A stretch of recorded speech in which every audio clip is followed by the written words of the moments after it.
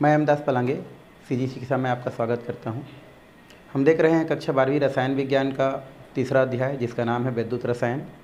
इसमें हम लोग बहुत सारा टॉपिक, इससे पहले वाला जो वीडियो है उसमें हम लोग क्या कर चुके हैं, क्लियर कर चुके हैं, है ना। आप उस वीडियो को, उन टॉपिकों को देखने के लिए आप क्या कर सकते हैं, हमारे सीजी शिक्षा जो है ऐप है उसको डाउनलोड करके उन वीडियो को क्या कर सकते हैं, आप देख सकते हैं। आज हम जो है और ऐसे ही कुछ इंपॉर्टेंट टॉपिक है जो इस लेसन के लिए इंपॉर्टेंट है, आपके आने वाला जो बोर्ड क्लास है उसके लिए इंपॉर्टेंट है, या आपका जो बोर्ड क्लास है उसके लिए इंपॉर्टेंट है, तो उनको हमको थोड़ा सा क्या करना है, देखना है। हम देखते हैं सेल स्थिरांक। आज हमको क्या देखना है भाई, सेल स्थिरांक। ठीक है, चलिए तो हमको देखना है सेल स्थिरांक। सेल स्थिरांक ये हमारा टॉपिक है, सेल स्थिरांक। सेल स्थिरांक भी कभी कभी क्या कर सकता है, क्वेश्चन कर सकता है। इससे पहले हम लोग जैसे विशिष्ट चालकता क्या है, विशिष्ट प्रतिरोध क्या है ना, चालकता क्या है, प्रतिरोध क्या है, ओम का नियम क्या है, ये सब चीज़ हम देख चुके हैं। तो जो सेल स्थिरांक है, लगभग इससे पहले हम लोग जो विशिष्ट जो चालकता देखे थे, है ना, जिसको कप्पा से दर्शाए थे, उससे क्या है, रिलेटेड है। तो चलते हैं सेल स्थिरांक के पास क्या होता है, किस प्रकार से होता है। हम इसको समझने के लिए हम लोग करते हैं, कोई भी क्या होता है, जो विद्युत अपघट्य जो विलयन है उसकी जो चालकता का जो मापन है, उसका मापन करने के लिए हम क्या करते हैं, उस पर जो है चालकता सेल डुबा देते हैं, है ना। मतलब मान लो ये हमारा क्या है, विद्युत अपघट्य विलयन है। मान लो ये हमारा NaCl का एक विलयन है जो कि एक विद्युत अपघट्य पदार्थ होता है, इसका विलयन है। तो इस विलयन का हमको क्या करना है, मापन करना है। तो उसके लिए हम लोग इसमें क्या करते हैं, चालकता सेल डुबा देते हैं। चालकता सेल क्या होता है, तो चालकता सेल जैसे यहाँ पर बताया गया है, ये प्लेटिनम का बना क्या होता है, 2 इलेक्ट्रोड होता है, जिनको हम क्या करते हैं, विलयन में, विद्युत अपघट्य के विलयन में डुबा देते हैं, जिसमें इन इलेक्ट्रोडों पर प्लेटिनम ब्लैक की क्या होती है, कोडिंग होती है। तो वो हमारा क्या होता है, चालकता सेल होता है। कोई भी जो क्या होता है, जो चालकता सेल होता है, उस चालकता सेल की जो क्या होता है, जो लंबाई होता है, चालकता सेल की जो लंबाई होता है, और उस चालकता सेल का जो क्या होता है, हमारा अनुप्रस्थ काट का जो क्या होता है, हमारा जो क्षेत्रफल होता है, वो दोनों क्या होता है, निश्चित होता है। और उन्हीं लंबाई और अनुप्रस्थ काट का जो परिच्छेद होता है, उन दोनों का जो क्या होता है, अनुपात होता है। यही अनुपात क्या कहलाता है, आपका सेल स्थिरांक कहलाता है, या उसे हम क्या कहते हैं, सेल स्थिरांक कहते हैं। तो उसको हम क्या कर सकते हैं, यहाँ पर बोल सकते हैं। कैसे बोल सकते हैं भाई, जैसे मैंने आपको बताया कि किसी भी विद्युत अपघट्य जो भी विलयन है, उसकी जो चालकता का जो मापन होता है, वो चालकता के मापन करने के लिए उस विलयन पर क्या डुबा दिया जाता है, उसमें चालकता सेल डुबा दिया जाता है। अब चालकता सेल क्या होता है, तो चालकता जो सेल होता है वो 2 प्लेटिनम का बना 2 क्या होता है, इलेक्ट्रोड होता है, और इस इलेक्ट्रोड पर प्लेटिनम ब्लैक की क्या होती है, परत चढ़ी होती है। यहाँ पर जो प्लेटिनम ब्लैक होता है ना, या प्लेटिनम का जो इलेक्ट्रोड होता है, उसमें जो लंबाई का जो मान होता है, मतलब जो भी इलेक्ट्रोड होता है, प्लेटिनम का जो इलेक्ट्रोड होता है, उसका जो लंबाई का मान होता है, और उसका जो अनुप्रस्थ परिच्छेद जो होता है A, उनका जो मान होता है, निश्चित होता है। और इन दोनों का जो अनुपात होता है, वही क्या कहलाता है, आपका सेल स्थिरांक कहलाता है, या उसे हम क्या कहते हैं, सेल स्थिरांक कहते हैं। तो इस प्रकार से उसको हम क्या कर सकते हैं, परिभाषित कर सकते हैं। तो चलिए भाई, थोड़ा सा हम लोग जो है सेल स्थिरांक की क्या कर लेते हैं, बात कर लेते हैं। तो ये लिख दिया मैंने, कौन सा स्थिरांक, सेल स्थिरांक। सेल स्थिरांक में आप कैसे लिखेंगे, तो हम लिख सकते हैं कि विद्युत चालकता, या हम ये बोल सकते हैं जो प्लेटिनम के जो 2 इलेक्ट्रोड होता है, या इलेक्ट्रोडों की जो क्या होती है, लंबाई होती है, प्लेटिनम की, या यहाँ पर लिख देते हैं हम लोग इलेक्ट्रोडों की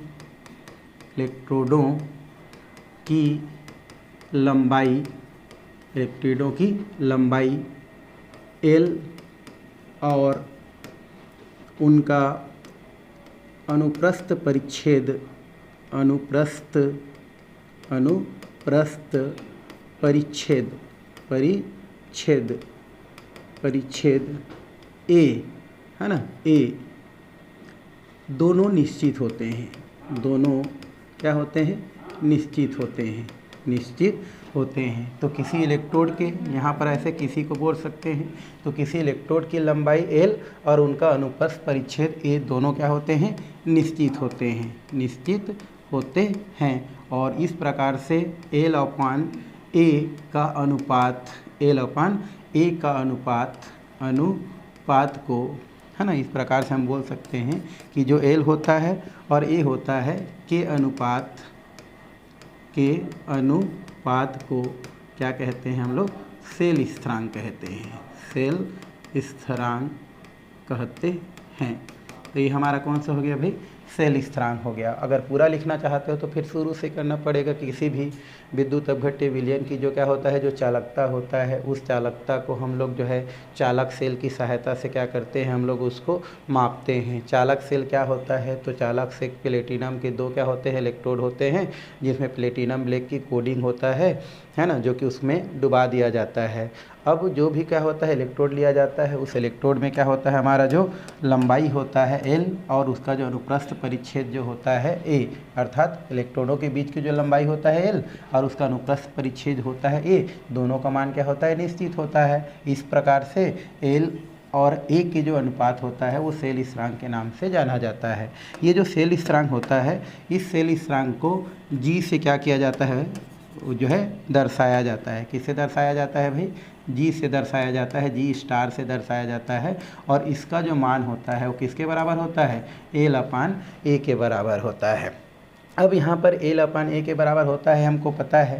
साथ ही साथ इससे पहले हम लोग क्या कर चुके हैं, एक कप्पा के बारे में पढ़े हैं। ये जो कप्पा होता है, ये कप्पा किसके बराबर होता है हमारा, ये जो होता है 1 अपान किसके बराबर होता है भाई, रो के बराबर होता है। और आपको पता है कि जो रो होता है उसका जो मान होता है वो एल अपान आर ए के बराबर होता है। और जब इसको आगे क्या कर दिया जाता है, लिख दिया जाता है, तो हमारा जो मान होता है वो एल अपान कितना हो जाता है हमारा, ये हो जाता है हमारा ए, एल अपान क्या हो जाता है यहाँ से ए, और साथ में यहाँ पर अगर हम देखें तो 1 अपान क्या हो जाता है, आर क्या हो जाता है, प्राप्त हो जाता है या आर प्राप्त होता है। और इस तरीक़ा से अगर ओवरऑल हम देखें तो यहाँ पर जो जी का मान होता है या हम यहाँ पर के का जो मान होता है, इसकी अगर हम बात करें तो के का जो मान होता है, चूँकि के बराबर इतना होता है और एल अपान ए का मान कितना होता है, जी के बराबर होता है, तो यहाँ पर क्या कर देते हैं जी स्टार और यहाँ पर क्या लगा देते हैं, आर लगा दिया जाता है। तो अंततः के का जो मान होता है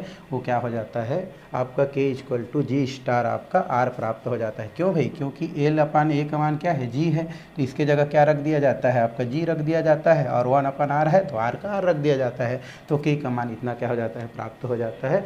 और इस तरीक़ा से सेल स्थिरांक को क्या किया जा सकता है, समझाया जा सकता है। अब ये जो सेल स्थिरांक होता है, इस सेल स्थिरांक को मापने के लिए एक ब्रिज स्टोन नाम का क्या होता है, एक उपकरण होता है। उस उपकरण की सहायता से हम जो क्या होता है हमारा चालकता है, सेल की जो चालकता है उसका मापन किया जा सकता है, बट उतना खास नहीं है, तो उसके बारे में हम लोग यहाँ पर चर्चा नहीं कर रहे हैं। फिलहाल हम यहाँ पर सेल स्थिरांक को इस प्रकार से क्या कर सकते हैं, समझ सकते हैं। तो ये हो गया हमारा कौन सा स्थिरांक, सेल स्थिरांक। अब हम क्या करते हैं, आगे की ओर क्या करते हैं, हम लोग बढ़ते हैं भाई, आगे की ओर बढ़ के हम लोग क्या करते हैं, समझते हैं कि और क्या क्या पॉइंट है और वो हमारे लिए किस प्रकार से महत्वपूर्ण है। तो चलते हैं हम लोग नेक्स्ट पॉइंट है हमारा, वो है हमारा तुल्यांकी चालकता और एक क्या दिया है हमारा, आणविक चालकता। तो ये हमको देखना है। पहले हम किसके देखेंगे, तुल्यांकी चालकता को देखेंगे और फिर किसको देंगे हम लोग, आणविक चालकता को देखते हैं। तो पहले किसको देख देते हैं हम लोग भाई, तुल्यांकी चालकता को पहले देखते हैं, है ना। इसको तुल्यांकी चालकता या तुल्यांक चालकता के नाम से जानते हैं। अब ये तुल्यांक चालकता क्या होता है, तुल्यांकी चालकता क्या होता है, उसको जानना है। तो इस तुल्यांकी चालकता को बताने के लिए यहाँ पर 2 प्रकार के परिभाषा दिया गया है। एक हमारा पहली परिभाषा दिया गया है भाई, है ना। पहली परिभाषा मतलब 2 परिभाषा, तो एक परिभाषा हम पहले देखते हैं, फिर दूसरा परिभाषा को देखते हैं।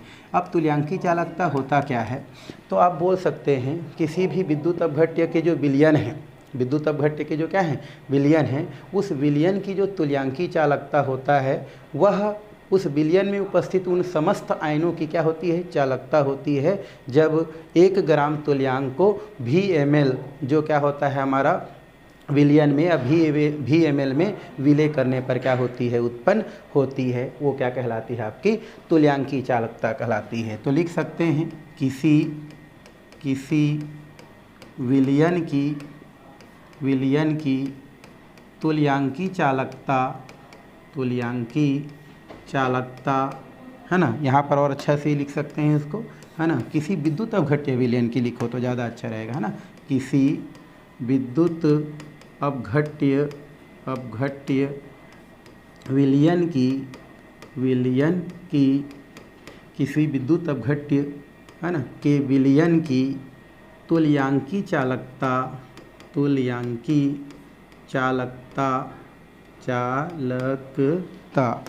है ना। रुको थोड़ा सा, है ना, ये क्या हो गया, तुल्यांकी चालकता उन समस्त आयनों की चालकता होती है। तो किसी विद्युत अपघट्य विलयन की तुल्यांकी चालकता उन समस्त आयनों की क्या होती है, चालकता होती है, जो 1 ग्राम तुल्यांक विद्युत अपघट्य को VmL विलयन में, है ना, विलय करने पर उत्पन्न होती है, विलय करने पर उत्पन्न होती है। तो ये हमारा पहला परिभाषा है।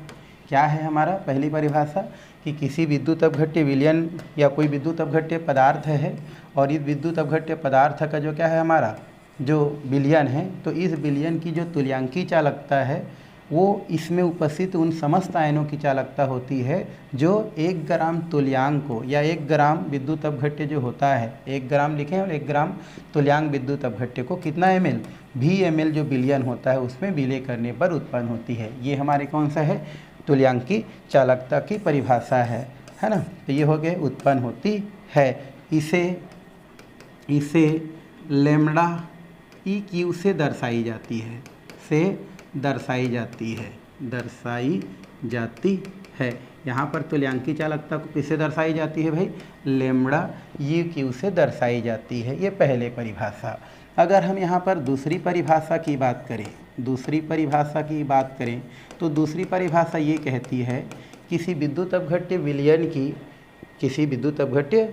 की तुल्यांकी चालकता, है ना, उसके, है ना, हम ये बोल सकते हैं किसी विद्युत अपघट्य विलयन की तुल्यांकी चालकता उसकी विशिष्ट चालकता और उसके आयतन के गुणनफल के क्या होती है, बराबर होती है। तो इस प्रकार से भी परिभाषा दी जा सकती है। तो लिख सकते हैं किसी विद्युत अपघट्य विलयन की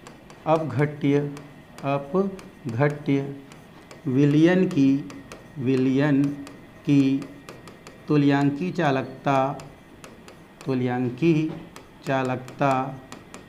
चालकता उसकी विशिष्ट चालकता, जो पढ़ चुके हो, विशिष्ट चालकता जिसको कप्पा से दर्शाते हैं भाई, इसे दर्शाते हैं कप्पा से। तो किसी विद्युत अपघट्य विलयन की तुल्यांकी चालकता उसकी विशिष्ट चालकता और आयतन अर्थात V के गुणनफल के समानुपाती होती है, बराबर होती है। ये हमारा कौन सा परिभाषा हो गया, दूसरा परिभाषा। चूँकि आपको पता है कि हमारा जो क्या होती है, तुल्यांकी जो चालकता होती है उसको किससे दर्शाई जाती है भाई, यहाँ ये जो है लैम्ब्डा से दर्शाई जाती है। चूँकि तुल्यांकी को बोल रहे हैं तो इक्विवेलेंट लिखते हैं, तो लैम्ब्डा की होती है, और इसका जो मान होती है वो किसके बराबर होती है हमारी, ये जो है कप्पा, है ना, ये हमारा क्या होती है, कप्पा, इस प्रकार से, और इंटू V के क्या होती है, बराबर होती है। तो इस तरीक़ा से हमको एक छोटी सी क्या हो जाती है, समीकरण प्राप्त हो जाती है। अब इसी चीज़ को जब आगे फिर से बढ़ा के लिखी जाती है तो यहाँ पर और इसको जो है बढ़ा के लिखी जा सकती है। इसमें ये की जाती है कि मान लेते हैं यहाँ पर CEQ, है ना, ग्राम विद्युत अपघट्य। ये CQ क्या है, C मतलब होता है सांद्रता को शो करता है या विलेय पदार्थों की मात्रा को शो करता है, और EQ जो है इक्विवेलेंट को शो करता है। तो यहाँ पर इसको और बढ़ाने के लिए इसको आगे बढ़ाया जाता है कि CQ का ग्राम, है ना, CQ ग्राम विद्युत अपघट्य, माना यहाँ पर आप लिख सकते हैं, माना CQ ग्राम तुल्यांक विद्युत अपघट्य, विद्युत अपघट्य, अपघट्य 1000 घन सेंटीमीटर, 1000 घन सेंटीमीटर में विलय है। माना बोल रहा है कि माना CQ ग्राम तुल्यांक विद्युत अपघट्य 1000 घन सेंटीमीटर में क्या है, विलय है, घुला है ना, घुला है। तो 1 ग्राम तुल्यांक, तो 1 ग्राम तुल्यांक कितना में घुलेगा भाई, तो 1 ग्राम तुल्यांक घुलता है आपका, ये हो जाता है आपका 1000 अपान क्या हो जाता है CEQ, ये क्या हो जाता है हमारा 1000 अपान CEQ, है ना। अब ये जो हमारा CEQ है किसको शो करता है, ये बोल रहा है कि CQ विद्युत अपघट्य है, जो कि विद्युत अपघट्य की मात्रा को शो करता है, जो कितना में घुला है हमारा 1000 घन सेंटीमीटर में घुला है, मतलब कुल मिलाकर के उसके आयतन को शो कर रहा है। और आयतन यहाँ पर क्या होता है भाई, V होता है। तो यहाँ पर क्या लिखा जा सकता है इसको आगे, ये हो जाता है आपका V, और V बराबर कितना हो जाता है हमारा, ये हो जाता है आपका 1000 घन सेंटीमीटर अपान क्या हो जाता है EQ, ये हो गया। क्योंकि भाई ये बोल रहा है ना CQ क्या है, विद्युत अपघट्य पदार्थ की मात्रा है, जो कितना में 1000 घन सेंटीमीटर में घुला हुआ है, अर्थात जो है उसको आयतन को शो कर रहा है। तो इसलिए इसका मान किसके बराबर होता है, V के बराबर होता है। अब ये जो मान मिला है उस मान को, मान लो इसको समीकरण 1 दे दिया जाता है और इसका समीकरण कौन सा दे दिया जाता है, 2 दे जाता है। अब समीकरण 2 में जो V का मान है उसको समीकरण 1 में क्या कर दिया जाता है, रख दिया जाता है। तो जैसे ही उसको रख दिया जाता है हमको एक मान प्राप्त हो जाता है यहाँ पर, ये हो जाता है लेमड़ा, ये हो जाता है EQ इक्वल टू K का K हो जाता है, और K नहीं है वो ये हमारा क्या है, कप्पा है भाई, रियल में क्या है हमारा ये कप्पा है। और इनटू कितना हो जाता है, V का क्या हो जाता है हमारा, V के मान कितना है हमारा, ये दिया है हमारा 1000 का, है ना। ये हमारा क्यूब लेना चाहते हैं तो ले सकते हैं, नहीं तो 1000 ले सकते हैं, डिवाइडेड बाई क्या हो जाता है यहाँ पर CEQ क्या हो जाती है, प्राप्त हो जाती है। तो यहाँ इस प्रकार से तुल्यांकी चालकता के लिए एक छोटी सी क्या होती है, समीकरण प्राप्त होती है। क्योंकि इक्विवेलेंट जो होती है यह इक्विवेलेंट नॉर्मलता को क्या करती है, शो करती है। तो इसी को एक और समीकरण के रूप में क्या की जा सकती है, लिखी जा सकती है। कैसे भाई, ये होती है लेमडा, ये होती है EQ इक्वल टू, ये हो जाती है कप्पा इंटू कितनी हो जाती है 1000, और ये हो जाती है हमारी N। तो इसी समीकरण को जो है इस प्रकार से भी क्या की जा सकती है, लिखी जा सकती है। तो ये हो गया हमारा किससे रिलेटेड, तुल्यांकी चालकता से रिलेटेड बातें। अब यहीं पर एक छोटा सा और यहाँ से क्वेश्चन बनती है, वो होती है तुल्यांकी चालकता की इकाई, है ना। क्या होती है तुल्यांकी चालकता की इकाई, यहीं पर थोड़ा सा देख देते हैं भाई। अब यहाँ पर क्या देख देते हैं हम लोग, तुल्यांकी चालकता की थोड़ा सा क्या देखते हैं, इकाई को देखते हैं हम लोग, है ना। चलिए, तो तुल्यांकी चालकता की इकाई, तुल्यांकी चालकता की क्या देखना है हमको, इकाई। अब ये जो तुल्यांकी चालकता की इकाई होता है हमको कहाँ से मिलता है, यहाँ से मिलता है। चलिए, तो यहाँ पर इसका मान क्या है हमारा भाई, ये है लेमडा, ये हो जाता है EQ इक्वल टू क्या है हमारा, ये कप्पा, और इंटू कितना हो जाता है V। आपको कप्पा का मान पहले से पता है कि कप्पा का मान कितना होता है हमारा, L अपान कितना होता है हमारा A, और ये कितना होता है 1 अपान कितना होता है R, और ये हो जाता है हमारा V। ये तो इतना जो लिखे हैं अभी वाला वो किसका मान है, हमारा कप्पा का मान है। और V का क्या हो जाता है, V हो जाता है। और V किसको शो करता है, आयतन को शो करता है, अर्थात 1000 जो है सेंटीमीटर क्यूब को शो करता है ना भाई, ये तो हम लोग लिखे हैं घन को शो करता है। अब यहाँ पर इसका मान रखते जाते हैं तो हमारा मान क्या हो जाता है, बढ़ते जाता है। तो क्या मान प्राप्त होगा यहाँ पर देखो, अब आपको पता है जो L होता है उसके मान कितना होता है, सेंटीमीटर में क्या किया जाता है, इसको दर्शाया जाता है ना। उधर इसका मान को किस में दर्शाया जाता है, सेंटीमीटर के क्यूब से क्या किया जाता है, दर्शाया जाता है।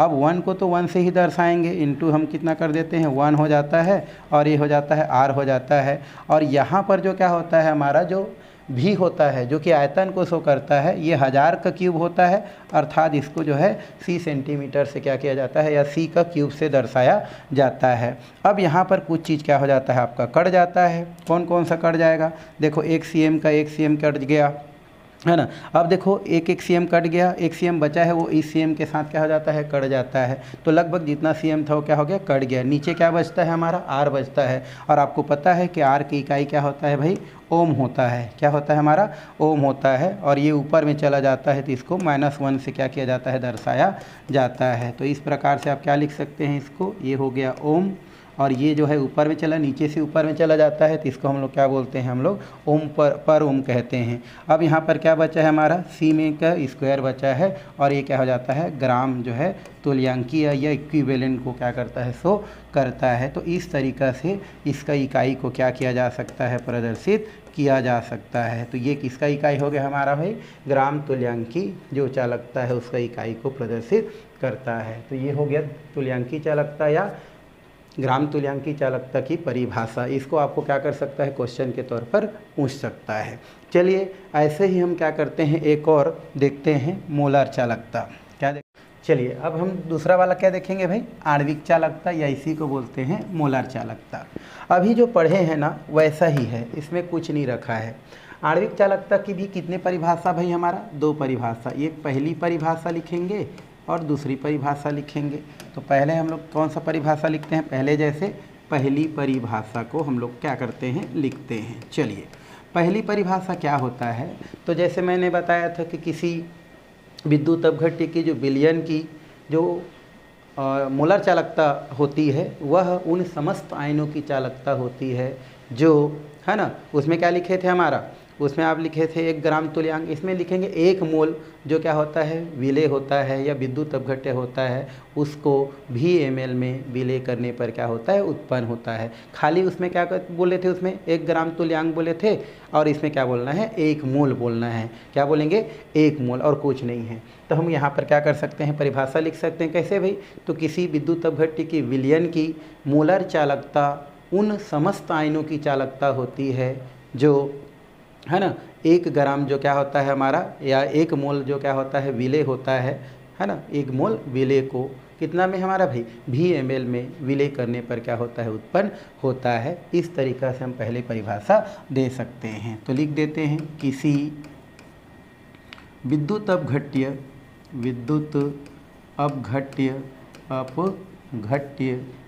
विलयन किसी विद्युत अपघट्य विलयन की आणविक या मोलर चालकता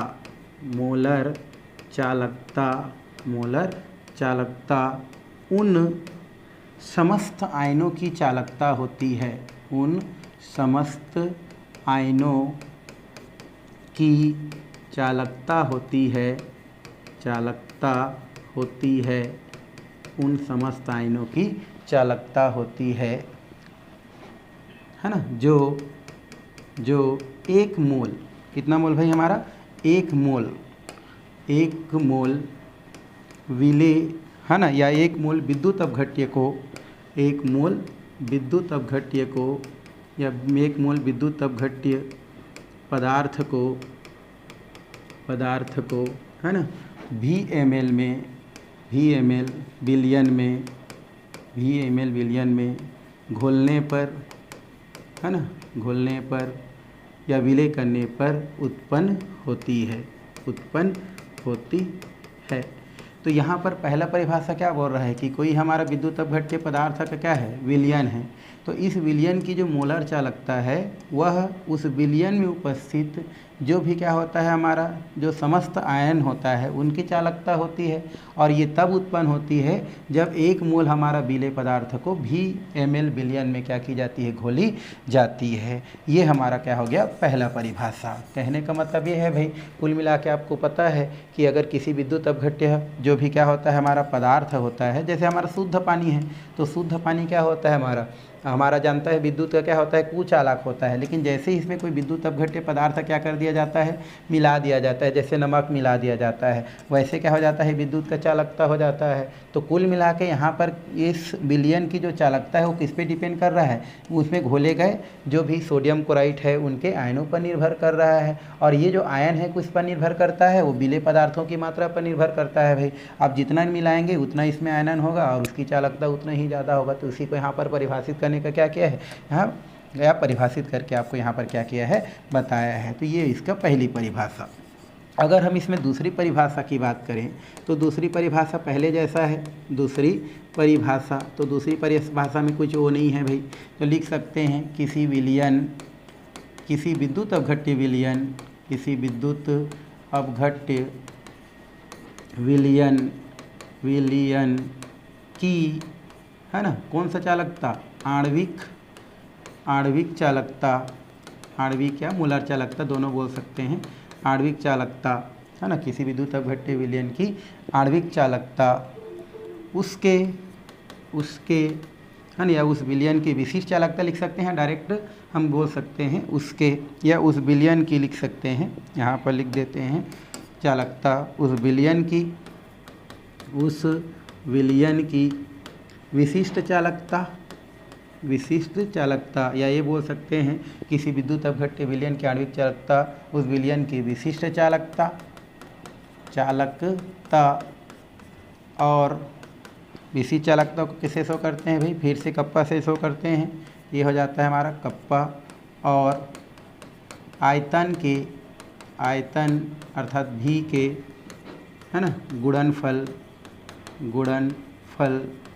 के, है ना, बराबर या समानुपाती होती है, बराबर या समानुपाती होती है, जिसको कह, और इसे लेम्डा, है ना, यहाँ पर मूल से है तो m से क्या की जाती है, और इसे लेम्डा m से क्या की जाती है, दर्शाई जाती है। ऊपर लिखना चाहो तो ऊपर लिख सकते हैं, नीचे लिखना चाहेंगे तो नीचे लिख सकते हैं। ये क्या हो जाता है हमारा लेम्डा m, और ये किसके बराबर होती है भाई हमारा, ये हो जाती है कप्पा इंटू भी के क्या हो जाती है, बराबर हो जाती है। तो यहाँ से भी क्या हो जाती है, एक समीकरण प्राप्त हो जाती है। अब मान लेते हैं इस समीकरण को आगे बढ़ाई जाती है, तो फिर पहले जैसे माना, है ना, m ग्राम या m मोल, है ना, m ग्राम या m मोल विद्युत अपघट्य को m ग्राम, है ना, यहाँ पर हम मोल लिख देते हैं, को VmL, है ना, या इसको हम लोग ऐसे लिखते हैं, VmL ना लिख के हम लोग क्या लिख देते हैं, हम पहले क्या लिखे थे, m ग्राम मोल को या m ग्राम विद्युत अपघट्य को, है ना, यहाँ पर लिख देते हैं m ग्राम विद्युत अपघट्य को, m या मोल लिख देते हैं, अच्छा है, मोल विद्युत अपघट्य को कितना में भाई, 1000 घन सेंटी, है ना, घन में या घन विलयन में घोलने पर या विलय करने पर। तो यहाँ पर क्या करते हैं, मान लो किसी विलय पदार्थ है या विद्युत अपघट्य है, उसका m मोल है और उसको 1000 घन सेंटीमीटर जो भी क्या होता है विलयन में घोलते हैं। तो उस स्थिति में घोलने पर, तो 1 मोल को घोलने पर, देखो माना कि m मोल को घोल रहे हैं कितना में, 1000 में, तो 1 मोल को घोलने पर, 1 मोल को घोलने पर, तो 1 मोल को घोलने पर कितना आता है हमारा, ये आता है 1000 सेंटीमीटर क्यूब डिवाइडेड बाई क्या आ जाता है हमारा, ये हो जाता है हमारा m, ये हो जाता है m। माना कि m मोल को घोले, कितना को, m मोल को, तो इतना में घोले, m मोल को इतना में घोले तो इतना हो गया, और 1 मोल को घोलते हैं कितना हो जाता है, 1000 सेमे का m। अब ये जो मान होती है इसको मान लो समीकरण 2 दे दी जाती है, इसको समीकरण 1 दी जाती है। तो समीकरण जो 2 के मान होती है उस समीकरण 2 के भी के मान को या यहाँ पर बोल सकते हैं, अच्छा यहाँ पर ये चूँकि किसको शो करती है भाई, ये जो हमारा मान होती है वो आयतन को शो करती है, तो अंततः इसका जो मान होती है भी अपान कितना हो जाती है हमारा 1000, और ये हो जाती है Cm का क्यूब अपान कितना प्राप्त हो जाती है, m प्राप्त हो जाती है। और ये समीकरण कौन सा कहलाती है, 2 कहलाती है। अब समीकरण 2 के मान को समीकरण 1 में रख दी जाती है, किसके मान को, भी के मान को। तो अंततः हमारा जो मान है वो लेमड़ा m इक्वल टू ये हो जाती है कप्पा, और इंटू में भी बराबर कितना है हमारा, ये ऊपर में क्या है हमारा 1000, और अपान कितना है हमारा m। तो इस प्रकार से एक यहाँ हो जाती है समीकरण क्या हो जाती है, प्राप्त हो जाती है। अब ये जो समीकरण प्राप्त हुआ है वो किसके लिए प्राप्त होती है भैया, ये आपको होती है आणविक या मूलर चालकता के लिए। तो इस तरीक़ा से इसको क्या की जा सकती है, दर्शाई जा सकती है। और इसका भी पहले जैसा क्या की जा सकती है, इकाई ज्ञात की जा सकती है, यहाँ पर इकाई भी ज्ञात की जा सकती है। तो आणविक चालकता की इकाई क्या की जा सकती है, ज्ञात की जा सकती है। तो आणविक चालकता की क्या कर दी जाती है, इकाई दर्शाने के लिए फिर से ये वाला मान को ली जाती है भाई, lambda m equal to kappa, और ये हो जाती है हमारी भी। आपको पता है कि कप्पा का मान क्या होती है हमारी, L/A, और यहाँ पर 1/r प्राप्त होती है और किसके साथ गुणा है हमारा v के साथ। चूँकि आपको पता है कि इसकी 1 सेंटीमीटर रख दी जाती है, इसका सेंटीमीटर क्यूब रख दी जाती है। ये 1/, कितना हो जाती है r, और v का मान कितनी होती है हमारी cm का क्यूब होती है, क्योंकि आयतन को शो कर रही है। अब यहाँ पर जो कटने वाला चीज़ रहती है वो क्या हो जाती है भाई, कट जाती है। जैसे 1 cm कट गया, इधर से भी 1 cm क्या हो गया, कट गया।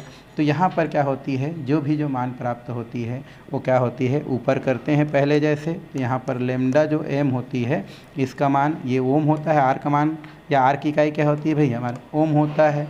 तो यहाँ पर ओम का क्या हो जाता है, पर ओम हो जाता है, ऊपर जाता है तो पर ओम। और यहाँ पर देखो कितना सेंटीमीटर बचा है, 2 बचा हुआ है, तो ये 2 हो जाता है। और साथ ही साथ यहाँ पर अगर आप मोल से दर्शा रहे हैं तो यहाँ पर मोल है ना, और इक्विवेलेंस से दर्शा रहे हैं तो इक्विवेलेंस से ये क्या हो जाता है, प्राप्त हो जाती है। तो इस प्रकार से हम क्या बोल सकते हैं, ग्राम मोल करेंगे तो ज़्यादा अच्छा है। यहाँ पर ग्राम पर मोल क्या हो जाती है, प्राप्त हो जाती है। तो ये इसकी क्या होती है, हमारी इकाई होती है। तो इस तरीक़ा से मोलर चालकता और आणविक चालकता को क्या की जा सकती है भाई, समझाई जा सकती है, समझी जा सकती है। तो ये हमारे कितना पॉइंट पढ़े हम लोग, 3 पॉइंट है ना। सेल स्थिरांक हो गया, मोलर चालकता हो गया, और हमारा एक तुल्यांकी चालकता हो गया। इसको क्वेश्चन के तौर पर पूछी जाती है भाई, तो इसको आपको थोड़ा सा अच्छा से दिखना है, ठीक है। तो आज के लिए फ़िलहाल इतना ही करते हैं। आगे जो है हम लोग जो है आने वाले वीडियो में कोलरास लॉ और फराडे लॉ के बारे में क्या करने वाले हैं, चर्चा करने वाले हैं। आज के लिए फ़िलहाल इतना ही करते हैं।